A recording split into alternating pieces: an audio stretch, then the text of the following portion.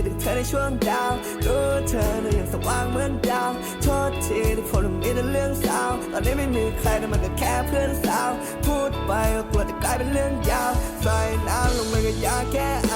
ทั้งที่ใจน่ะมันก็ยังไม่แน่ใจไม่เป็นไรก็บอกว่าเธอน่ะแค่ไปคงไม่มีทางที่มันจะกลับไปแก้ไขโพสแค่ลอยตอนนี้โพสแค่ไลน์เธอจะฟ้องก็บอกว่า